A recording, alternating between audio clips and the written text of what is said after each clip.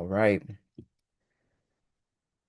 So for everybody on the call, my name is Jesus Alvarado Salinas. I am a fourth year medical student at PCOM. I'm also the mentorship lead for the PM&R or the PA PM&R Fellowship.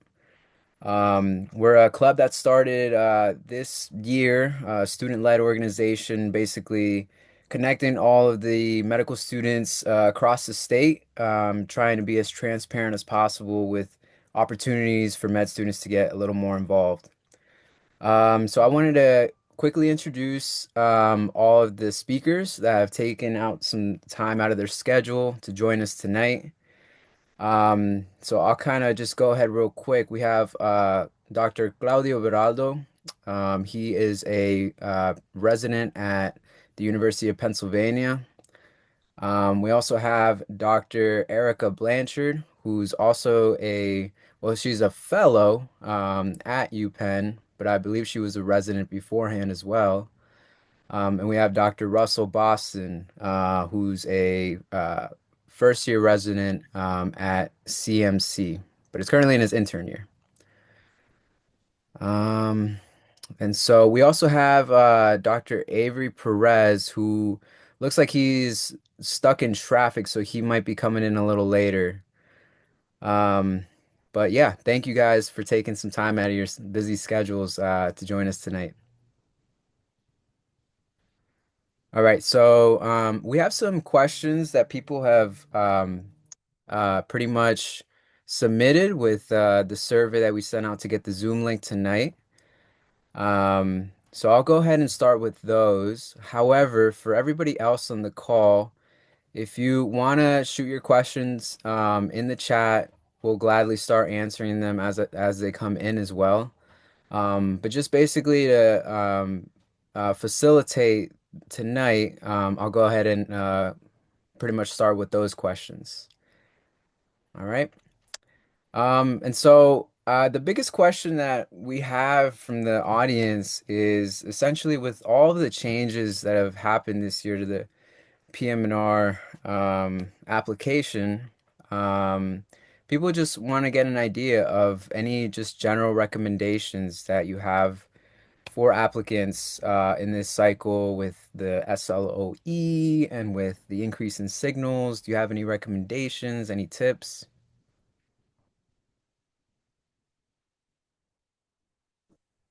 I can jump in here. Thanks for hosting this first off. And congrats everyone on the call for finding PM&R and, finding an awesome field and getting to this point. I think you got to pat yourself on the back for all that you've done. I know apps are basically in at this point. So, you can take a deep breath and just, trust the process.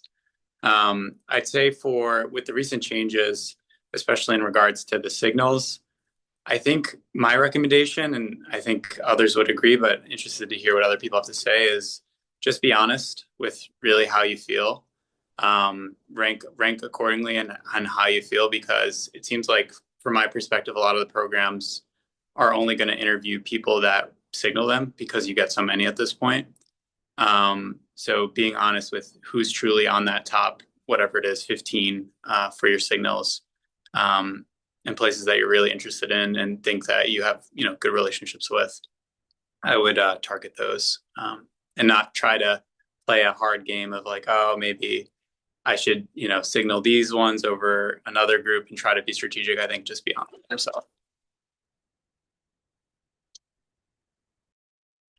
Yep, I 100% agree, Claudio. I mean, I even kind of took this same approach last year when there was only 8 signals, but just talking like my own.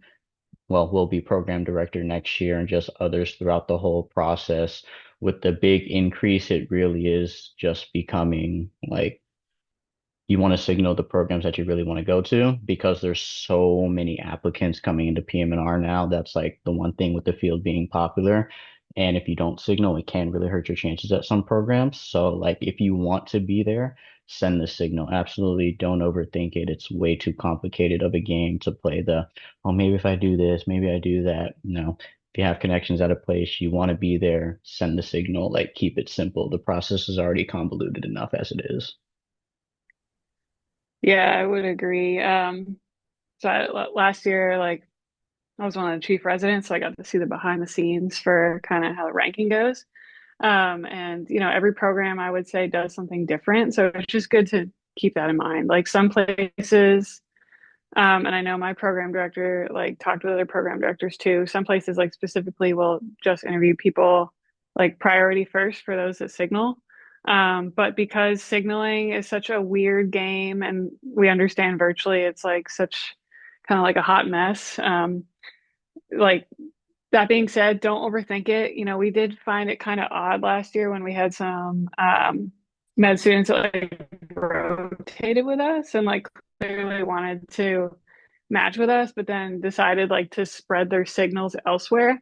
So it's just, yeah, like everyone else said, just be totally honest, don't overthink it, and put like the places that you want to go to first.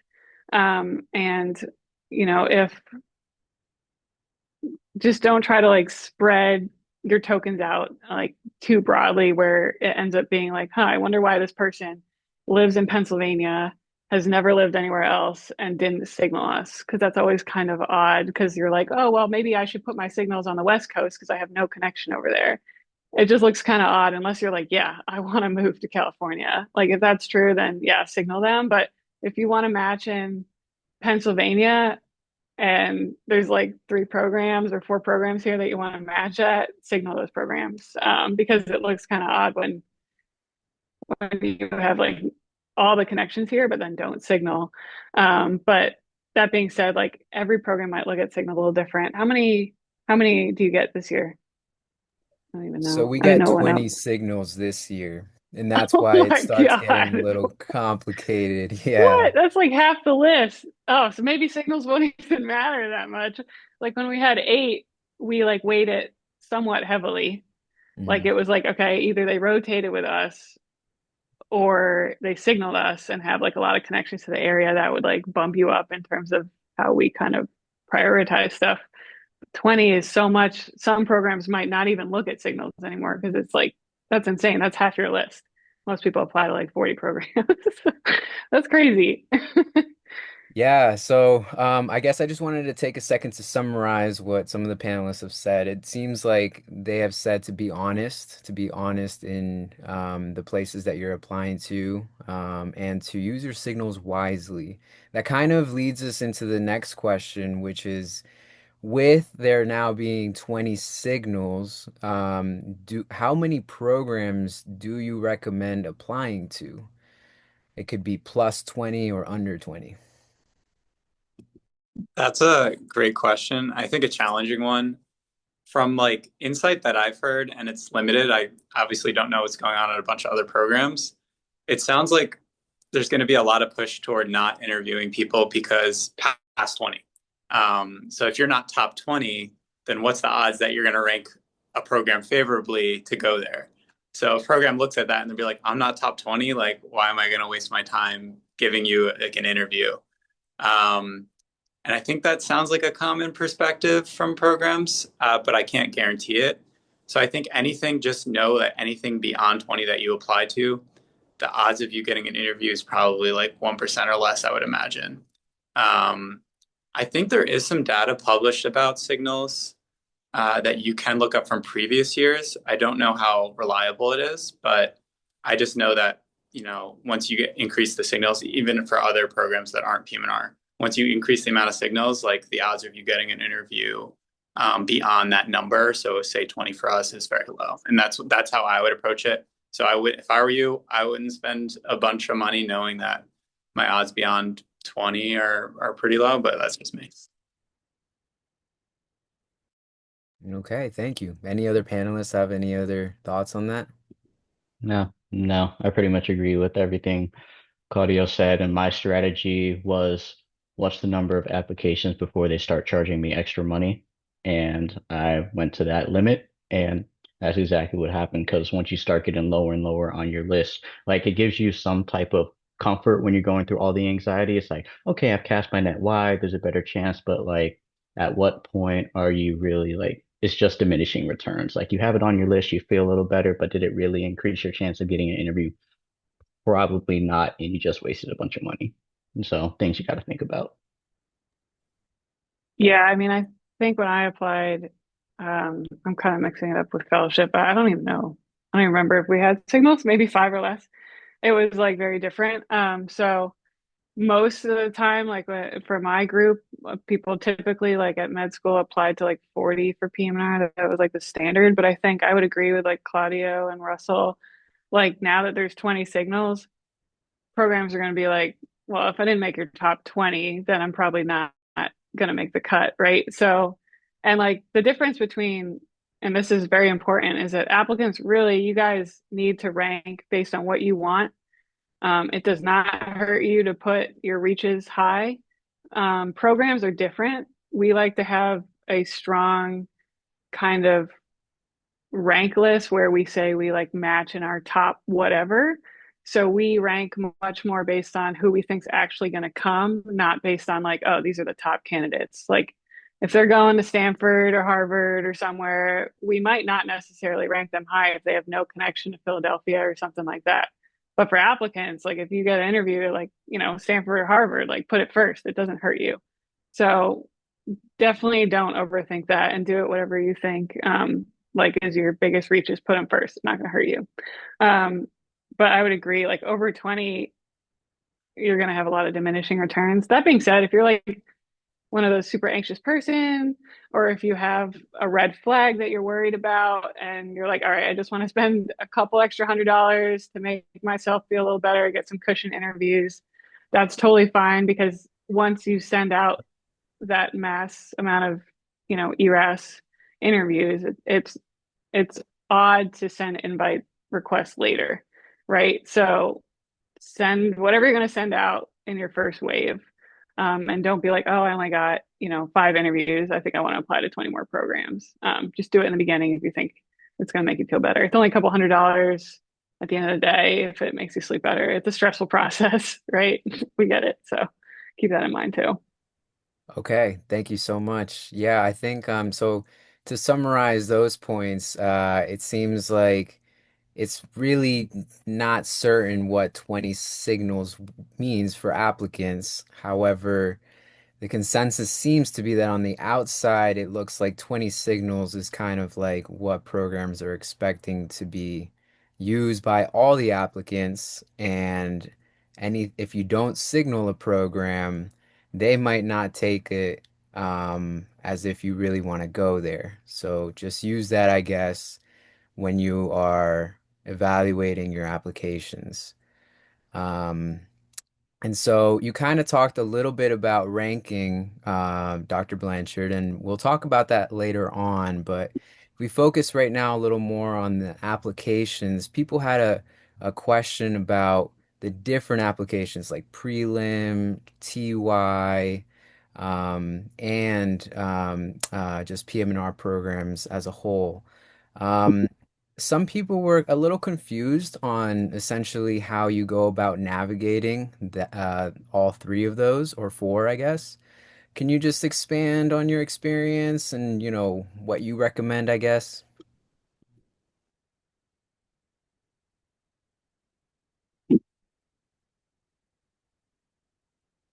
Yeah, I mean, I can go first.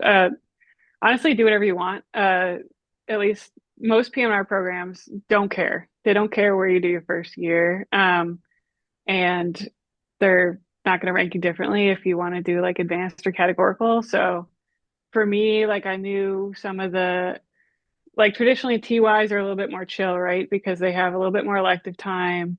You do like a month of emergency medicine and a month of outpatient ambulatory. So if you can get a TY, that's nice because you're gonna get plenty of medicine regardless. Like as long as you get 2 solid core months of inpatient medicine and like a month or two of ICU, like you're fine for PM&R. Like don't kill yourself in year. It's hard. It's hard enough even in a TY.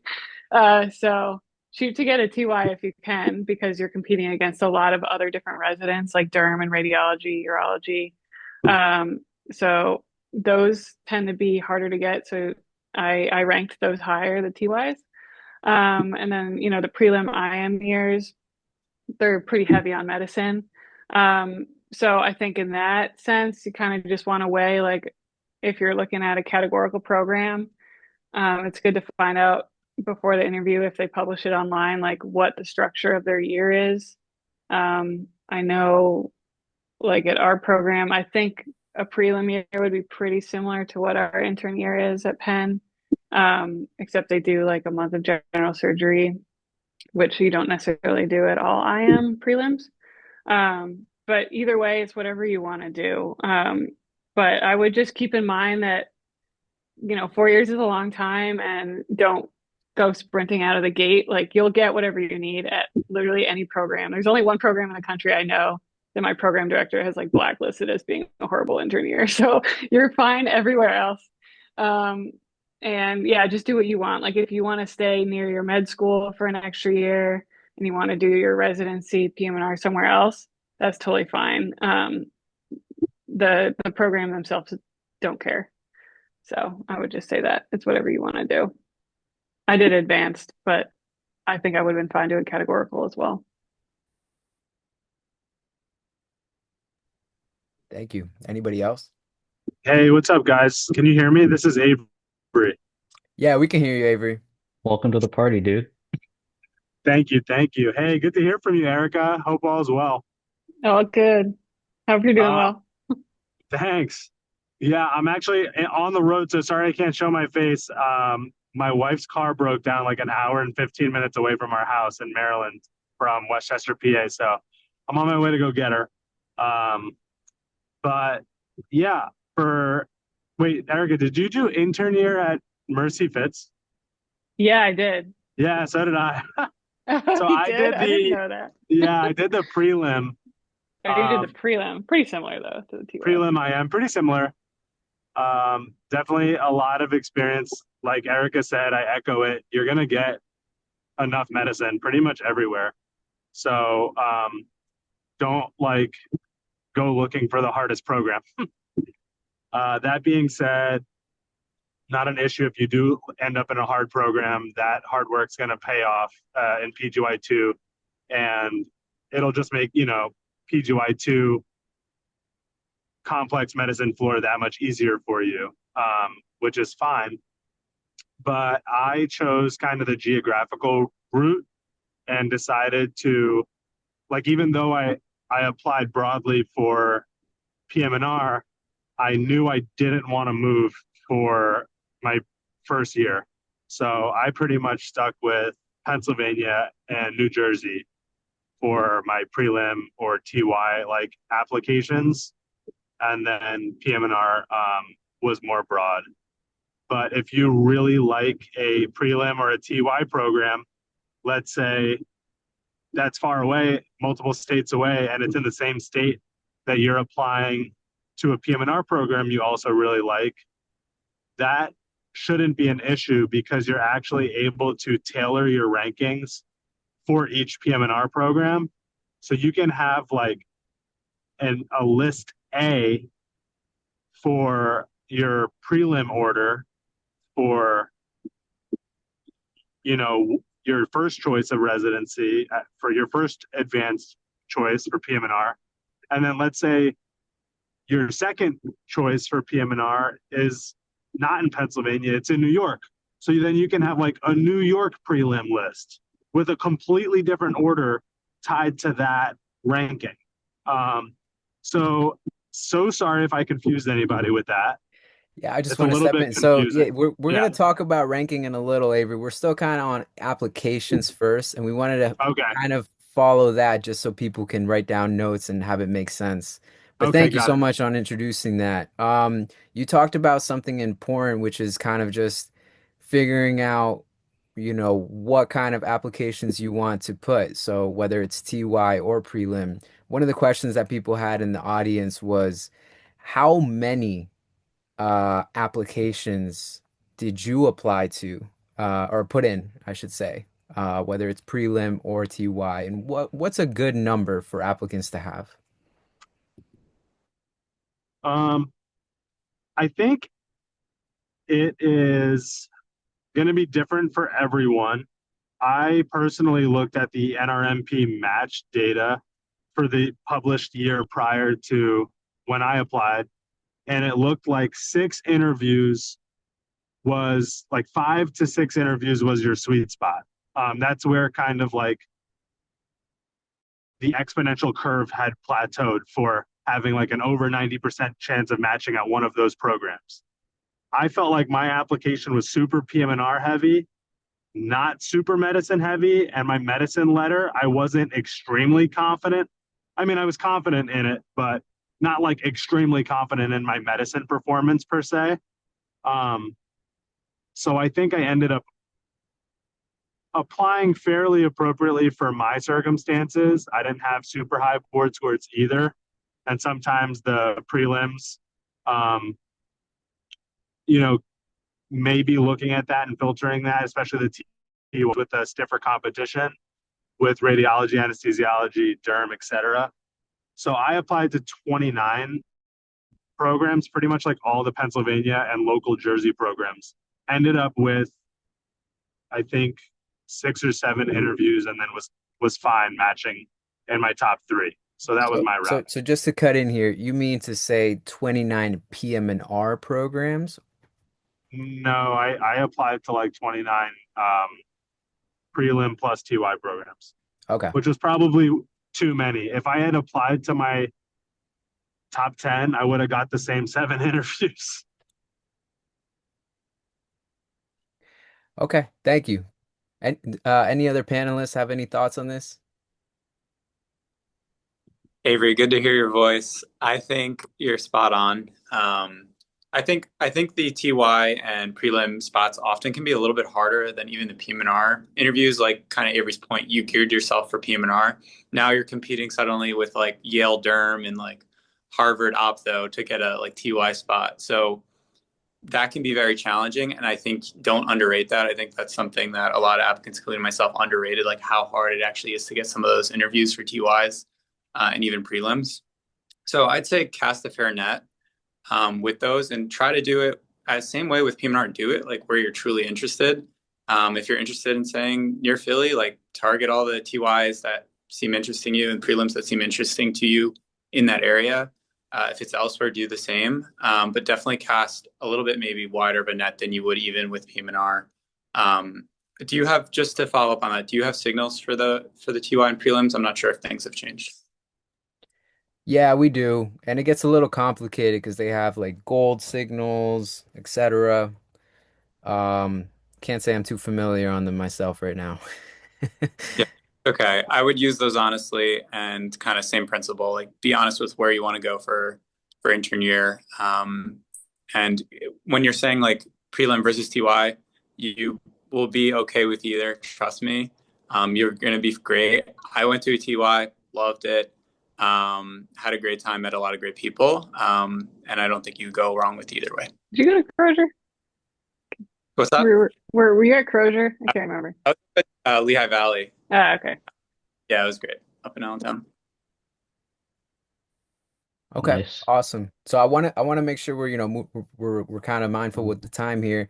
Let's move on and maybe talk about after, submitting our applications and things like that. People wanted to know timeline wise, like when will they start hearing back from programs so they can prepare for interviews and things like that? I'll jump in. So, the first thing I'm going to tell you is after you submit your application, relax and take a breath. Your interviews are not going to start coming in 5 minutes as much as you want them to. But just speaking from my own experience, interviews often came in waves just based on how programs do it. Like some will do it on a rolling basis, some have specific dates where they release things in batches. So you can kind of keep up on that if you want to prepare. But generally, my interviews, like few at the beginning of October, there was a pretty big spike kind of towards like the middle end of October, and then some more that came in November. That was kind of the biggest time for invites for me. But in terms of like preparing for interviews, I would just give yourself a few days after you submit the application, breathe, take a breath, collect yourself, just give yourself time to get away from it. And then really you can start preparing anytime because like you'll get your interview invites. There will be like the dates listed that they'll be offering the interviews. and you'll have time to prepare. So really just like know your application, know the general ideas of what you want to talk about for answering the common questions, but don't fully script your answers because then it comes out robotic or you're trying to memorize things. Like the large majority of PM&R interviews are very conversational. So you just want to have points that you can connect, but have a million different ways to get there so that things just flow. So you don't need to like overthink that. Just know your application, know your main talking points. It really doesn't take as much prep as you think. Yeah, I would agree. And I think some of the TY prelims might come in earlier, but I agree, like the percent return you're going to get on the TY prelims is going to be less than you'd expect. So, and I did couples match, so I applied to a lot more than I would have needed to, I think, if I wasn't couples matching, because I was targeting like cities that had a lot of combinations for us. But I think it's I think around like interview five, you start hitting your sweet spot. So I think it's great to warm up with a couple prelim TY interviews and maybe like some PM&R interviews that come in that might be not as high on your list because you are a little nervous in those first couple and a little rusty. Um, so put put like your best interviews like between like 5 to 10, and then put a couple warm up interviews first if you can because they will come in waves. You'll be like, God, I haven't heard anything, and then you'll get like three in an hour, and you're like, okay, they're coming in. And they're every program sends out the invites at different times, so there's no rhyme or reason to it. I'm sure you guys have that like crazy neurotic Reddit, Google sheet thing that drives everyone crazy. Don't read into it too much. I definitely looked at it way too much, but I would say it's helpful for figuring out what days people send out interviews. That's probably the only useful thing on that thing. Um, yeah, but yeah, I would recommend a couple warm up interviews if you can, and do it like a mock interview if you can. If you're like, I know Pecan does a couple mock interview options. It's good to have like one or two mocks beforehand, or just practice like on Zoom with yourself and record it and then look back.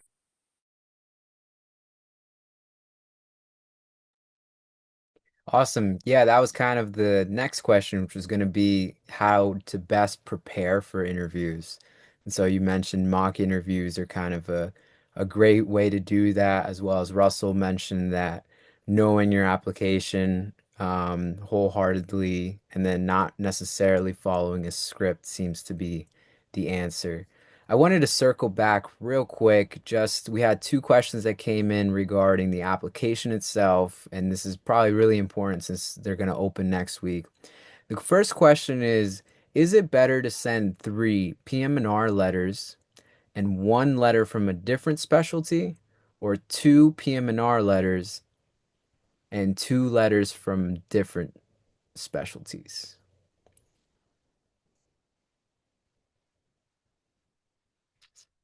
I Anybody would wants say to at go least first? from reviewing apps, it doesn't matter.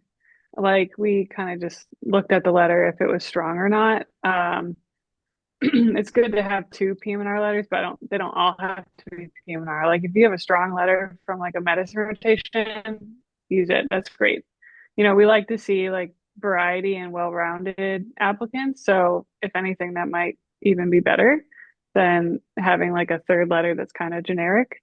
And just keep in mind that like something that I didn't realize like when I was applying, but we're looking at applications like really quickly, like in 15 minutes. So it's nice to have ERAS hasn't gone out yet, right?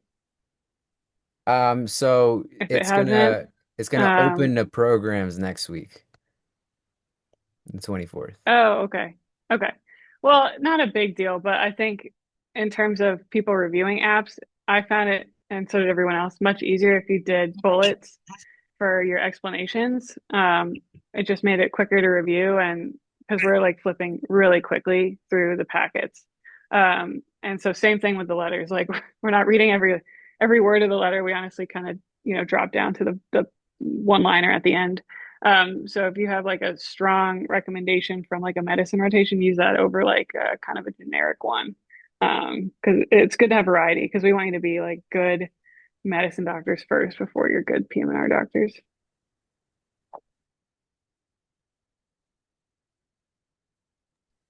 I think Erica nailed that. I think go based on strengths.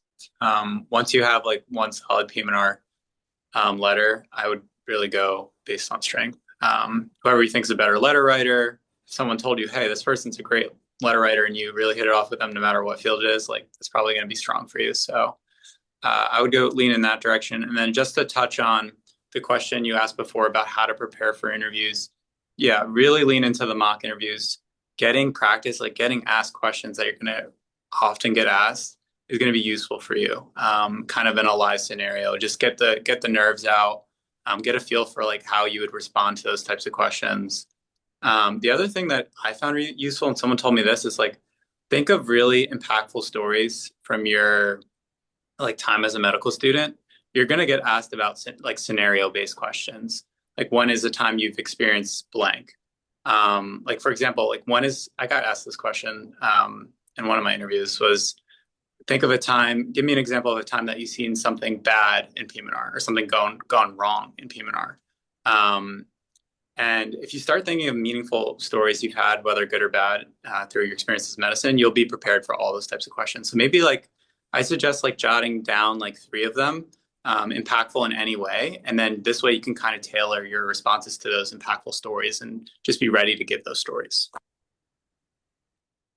Yeah, and pick a generic story, or not a generic story, but pick like a patient story that can be used for multiple questions. So like your patient story that is a difficult patient, like a patient experienced adversity, like an ethical situation could be all the same answer, right? You're not going to get asked like 2 similar scenarios in the same interview. So I had like 3 patients. I had like a great patient that made me want to do PM&R. I had like a difficult patient, and then I had like an interesting patient. And I could fit those stories. And I did the same thing for fellowship into any scenario question about a patient encounter.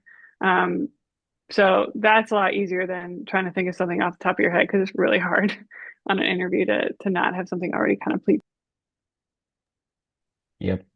Agree with you both about the stories. And just to touch on the letters, I'll provide an example of like truly after you get like your 1 or 2 good PM&R letters, you really just want to select someone who knows you can write a good letter. Because in all of my interviews, the only letter of recommendation that was brought up was the one that was written by a family medicine doctor that I rotated with because she was an amazing letter writer. It was short and sweet, and they brought up like 1 or 2 specific lines that she wrote. But you want to pick somebody who can be the strongest advocate for you. Like that's what you want.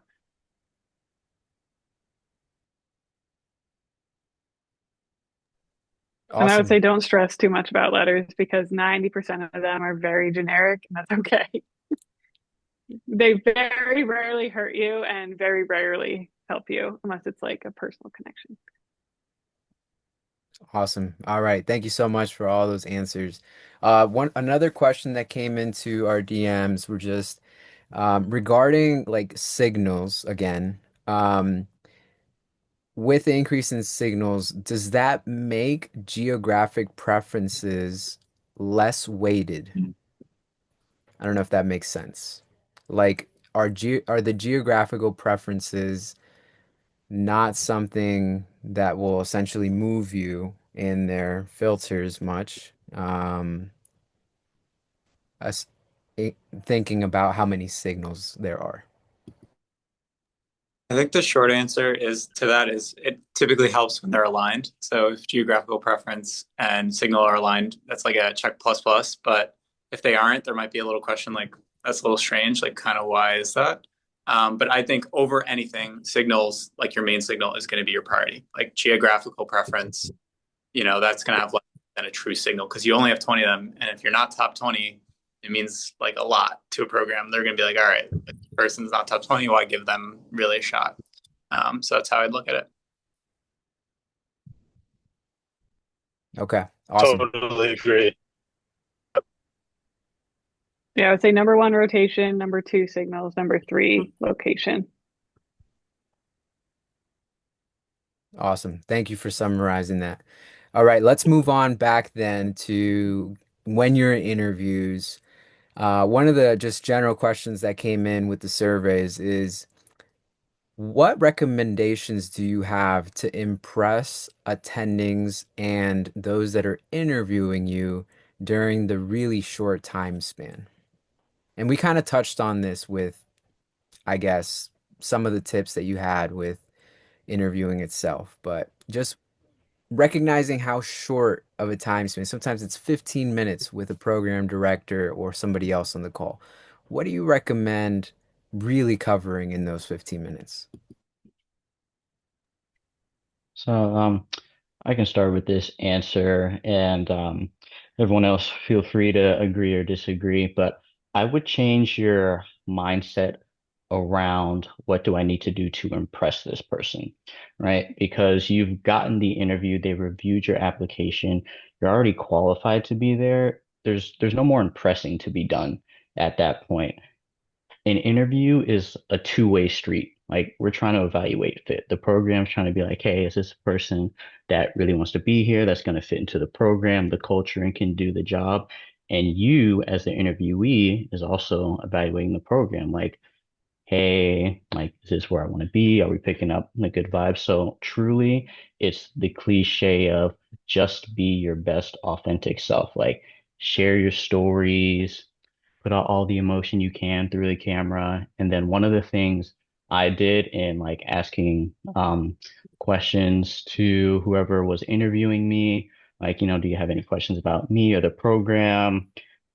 Generally, by the time you get deep in interview season, you kind of know everything you need to about the program from like an interview standpoint. So I was asking questions about my interviewer specifically, like, what's your leadership style? How do you handle this? How do you? Because I want to know if I go to that program, who am I going to be working for? So remember, the interview is kind of more like an evaluating fit thing. You don't have to impress anybody anymore.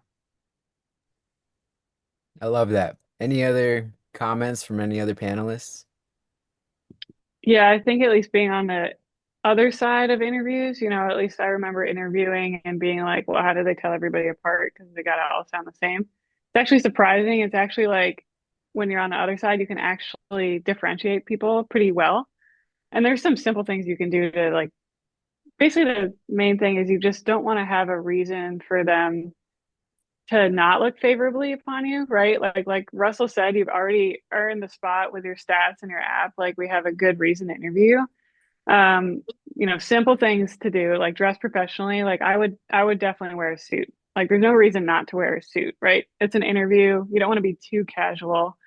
Um, Make sure you're in like a good space. We had some people interview, like I think they're in like someone was in a stairwell, and I was like, you're not taking it seriously if you're not in like a proper interview space. It doesn't, I had a white background for all my interviews, like just a wall. That's totally fine. Or you can have like a plant or something, but just be somewhere quiet and professional.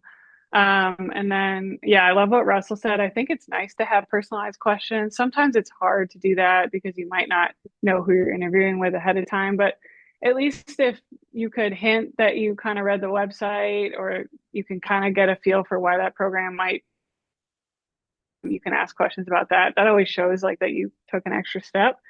And then I think big takeaway, like, yeah, be yourself.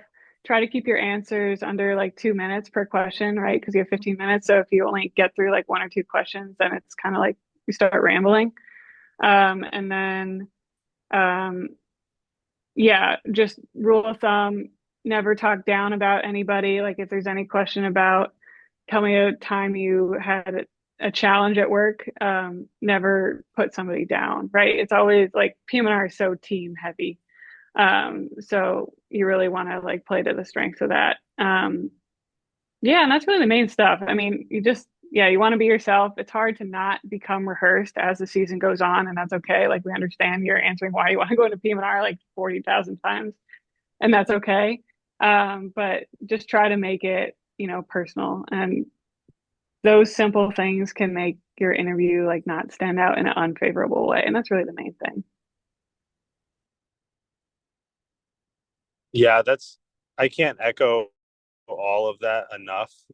This has been like just so much good advice, back to back to back. Just to add something that really helped me along the way. Early on, someone had shared some interview tips with me. I think maybe even for medical school. And like besides like knowing your stories and kind of having those at your disposal to pick from, which is super clutch and highly recommend. Also, just like take note of the residents that are around you that are doing a good job and doing a good job at helping teach medical students, helping help each other, just good resident camaraderie, and try to emulate that. And sometimes that's able to show in an interview when people are trying to figure out, like, what have you noticed, in programs that you've liked rotating at, or auditions that you were on, or kind of rotations along the way. Also, by reading the website and by knowing some of the more nuances of each program, you can speak as if you are going to already like paint this picture of you at their program. If they can see you walking and talking and being one of the residents and taking advantages of, all that they have to offer outside of just their structured didactics or outside of just the structured curriculum, then you're painting a picture of you there already. And then when they look back at your application, they're going to see that. Awesome. Those are all great tips. Thank you so much for sharing. I know we only have 10 minutes left or so, so I want to make sure we definitely cover the ranking component of applications and this process. We kind of briefly started talking about it already, how there's essentially a different ranking system for TYs and prelims, and even strategies themselves. But if anybody wants to go ahead and essentially just give, I guess, some general tips on the ranking process post interview, um, yeah, feel free.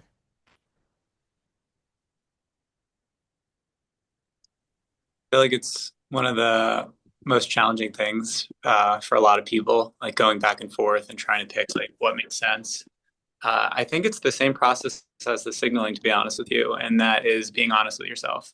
It's easy to overthink and think about, oh, like what program's going to want me more, and trying to be like, moving all these things around to try to fix orient it that way, like, with what program would want me more, and trying to maximize it. But you got to remember that this also favors you in a lot of ways.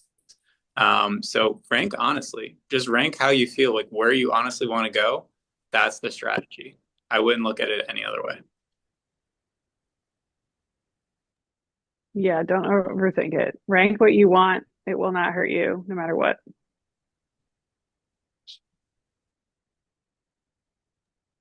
Yeah, one 100% agree. Like personally, like the one thing I went through was going back and forth between my number one and number two with ranking. I was like, ooh, do I really want to go to Carolina's rehab or do I want to go to like VCU, right? Back and forth. But I would just go back and think, and I would imagine myself at either program. And I was like, when I think of myself at this program versus that program, which one leaves me happier when I think about it? And it was Carolina's rehab. And the decision is that simple. Like when you imagine yourself at a certain place, where do you see yourself being happier? Because at the end of the day, it's your 4 years. You want to be somewhere where obviously you're going to get the training, but you want to be happy where you're at. So trust yourself that you've done all the research and then just listen to your gut. Yeah, and you can honestly reach out to the Chiefs. Like that's what they're there for. I know I did when I was applying because I switched my rank list like 3 times between my one and two before I submitted it because I was so split. So that's a good time to get honest feedback from the Chiefs because it's like an unofficial kind of questions.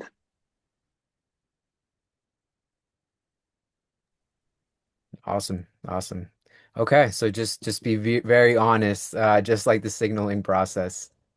All right. Yeah. Avery, you were kind of mentioning a little bit though about essentially the different rank lists that you can do afterwards to essentially tailor the area for the TY programs and the prelim programs that you applied to and interview with. Can you just talk about that briefly? Because I feel like that would maybe relieve some anxiety for some people, including myself. Yeah, no, no problem.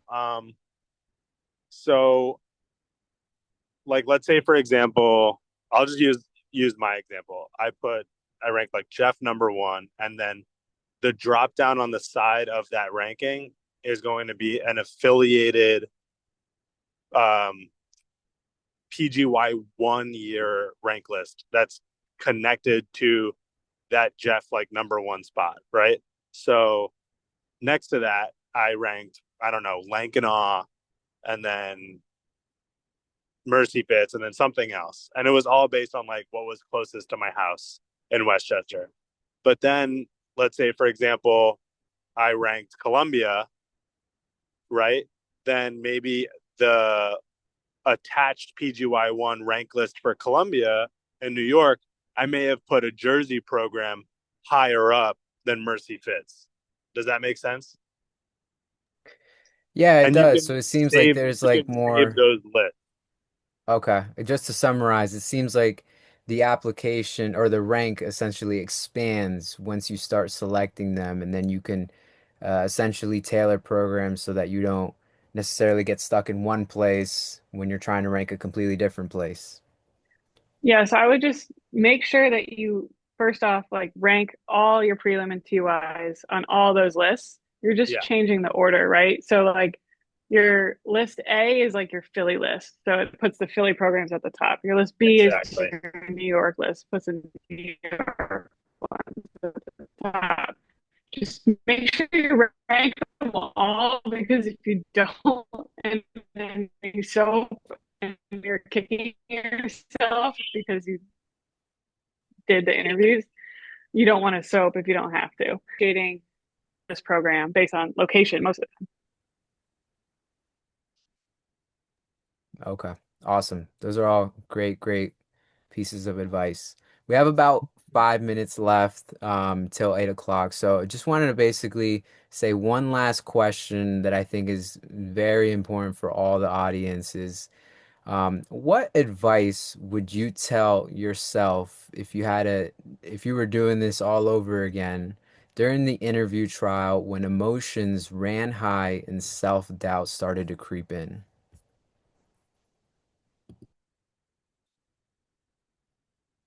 I could jump on this first, just because I'm about to be getting to my wife in 2 minutes. But this is a great question. I would say right now, if you're not doing this already, I would keep a journal, and every single good feedback or compliment that just, those days when you were like, you did something well and it was noticed and someone said something and it just made you feel good and made you feel reminded that like you're supposed to be here, write that down. And then when you're having those days of self doubt or anxiety, go back and reflect on all the hard work you've put in and acknowledge that you're here not by luck. You're here because you're supposed to be here, and you've earned it. So that accumulating that little journal is really going to be nice to reflect on one day, especially when you're all on the other side of this grueling match process. And then my last piece of advice would be don't forget that you could send a letter of intent. If you are dead set on your number one program being your number one program and you're not shy about letting them know, I think that cannot hurt you. It could only help you. The worst case scenario is they don't take those into consideration. I've never heard of a program not taking that into consideration. Um, but you let a program director know, like, hey, you guys are my number one choice. And you cannot send that to multiple programs because program directors talk to each other. And that is a really quick way to get blacklisted. So if you're sure about one program, let them know. Don't be shy about it. And then seal the deal and just wait for the results to come out. Yeah, I would agree. Absolutely send a letter of intent. Like, do not waste that opportunity. You're ranking somewhere one, tell them. And yeah, like Avery said, do not tell multiple places you're ranking them number one. You can tell them they're ranking them highly. That's fine. Like, I think I told my top three So you rank highly for number 2 and 3 and number 1 for number 1. But that is so huge. Like we had a couple people that reached out to us really close to match day and were, you know, basically giving us a letter of intent without saying it. And then they ended up matching with us. And we were like, did you rank us number 1? They were like, yeah. And we're like, well, why didn't you tell us? Like, we weren't sure. And we kept going back and forth on different applicants. So that's like probably the biggest thing is where you're ranked number 1. And also send thank you send thank you emails. Like we actually do keep track of that. A lot of programs do, and I think a lot of people don't realize it. You'd be shocked at how many interviewees don't send thank you emails, and it's a small thing, but it goes a long way, and it shows that you're extra interested. Yeah, and like Avery said, like honestly, like I think looking back, it's very stressful in the moment, but if you look at your actual rank list, you'd probably be happy at like 80% of the programs.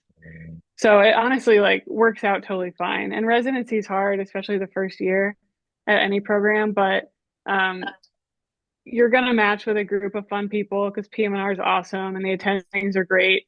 So like it's gonna be totally fine, and you're gonna pass your boards, and then you're gonna be a PM&R doc. So it's like it'll work out totally fine.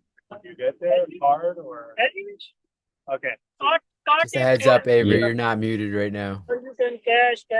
But thank you, Erica. If anybody else wants to chip in, again, the question was, well, feel free to add in any extra tips, but just the question was, when self-doubt starts to trickle in during this process, if you experience that, what are some of the things that you recommend doing, or any pieces of advice?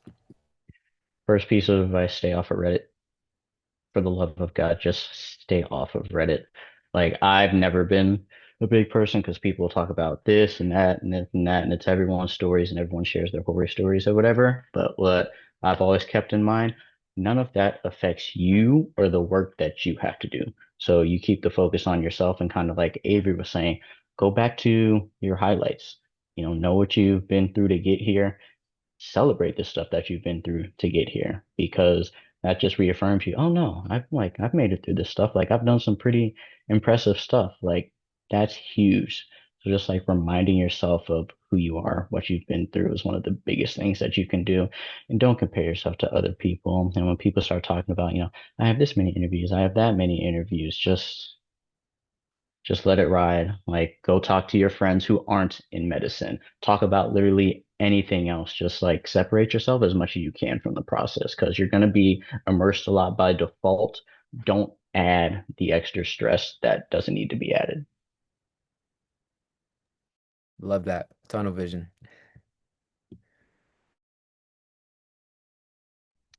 Anything to add, Claudio? Yeah, just sorry, we got a little overhead action here. Still in the hospital here, but essentially, biggest thing is you got to remember you made it this far. You put in a lot of work to get to this point. People at this point just want to get to know you. You're getting it. They like you. They're being intentional about it. So be vulnerable. Show them who you are. Connect with all the people you're going to meet on the interview trail, and trust the work you put in. You put in a lot of work through med school, so it's your time to shine. Show them who you are. Love that. Thank you so much again to all the panelists and all the people that took some time out to come listen in on this panel as well. It pretty much wraps up for time. Want to be mindful of everybody's time. If anybody else has any other questions, feel free to send them to us, and we'll try to get an answer from anybody that we've come across with our organization, as well as maybe some of the panelists on this call. Again, thank you so much. It really means a lot to be able to help us out along this journey. Yep, no problem. Always happy to help out. Best of luck with interviews and everything. And like Jesus said, if you want to reach out through them, get in contact with any of us, I know myself, I'm always available to answer questions. Anything I can do to be back in PM&R because I'm on ICU right now and somebody please save me. Good God. If anyone has questions about sports fellowship too or couples matching, feel free to get my contact as well. Same here. Also available to help if anybody has questions. So best of luck to everybody. Awesome. All right. Have a good night then, everybody. Really appreciate your time. Hopefully this was beneficial, and I think it definitely was. Bye bye. Good luck. Thanks.